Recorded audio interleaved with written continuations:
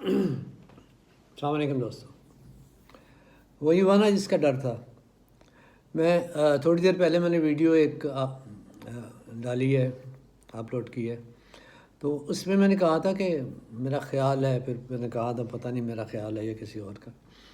तो letter thought वो पीछे चल रहा था ये सवाल, तो मुझे ख़्याल आया कि एक मेरी बड़ी पसंदीदा कहानी है लॉरेन आइसली की।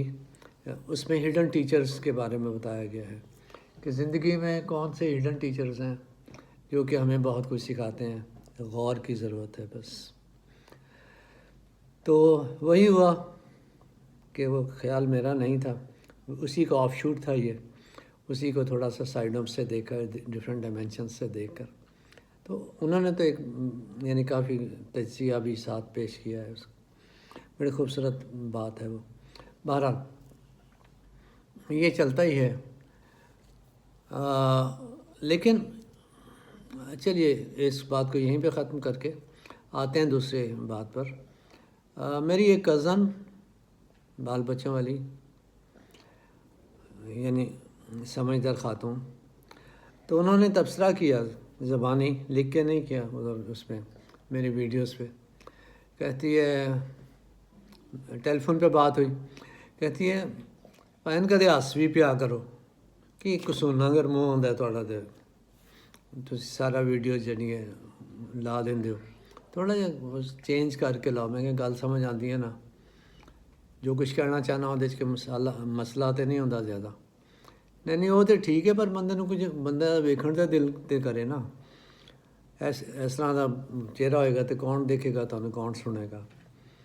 मैं कहा चलो चलते जाते हैं। फिर मेरा एकदम से मैंने कहा देखते हैं आगे कैसे करना है, जो एक नेचुरल रवैया हो मैं ज़ाहिर है उससे मैं काम बाहर आऊँगा। तो मुझे याद आ गया बहरहाल कि कॉलेज में पढ़ा रहा था मैं, लड़कियों की क्लास थी। तो एक sir, excuse me sir, something important. मैंने कहा यस प्लीज़ से। कहते हैं सर मैं मिठाई लाती हूँ अभी थोड़ी देर, मैं मिठाई लाती हूँ प्लीज़ अलाउ मी। मैंने कहा क्या हुआ, व्हाट हैपेंड? कहते sir something strange happened sir today, something strange happened. मैंने कहा क्या हो गया? मैंने दिल में कहा मरे गल तो दस की क्या तुम इस तरह की बातें, दिल में ही कहा, नौकरी अजीज़ थी ना इसलिए। बहरहाल मैंने कहा व्हाट हैपेंड? कहती है sir you smiled today, sir you smiled. मैंने कहा अच्छा कोई मौजज़ा हो गया। बहरहाल लेकिन मैंने उसे गौर ज़्यादा नहीं किया, वो चलता रहा काम उसी तरह जैसे मेरा जी चाहता था बढ़ाता रहा। और कुछ चीज़ों पे फिर इंसान फ़ख्र भी करता है, ऐसी चीज़ों का जिनका बाद में इदराक हो जाता है कि ये दूसरे एंगल से भी सही और ज़्यादा मौसर हो सकती थी। बड़ा रिटायर हो गए, अब समझ में आ भी जाएँ बातें तो चलिए समझा किसी को कन्वे ही कर सकते हैं कि चेहरे थोड़े शगुफ्ता हों तो देखने पढ़ने वालों को आसानी होती है बात सुनने में। जी चाहता है सुने और समझने की कोशिश करें, वरना नतीजा ज़िंदगी का यही है कि इस तरह की शक्लें ही सामने आएंगी।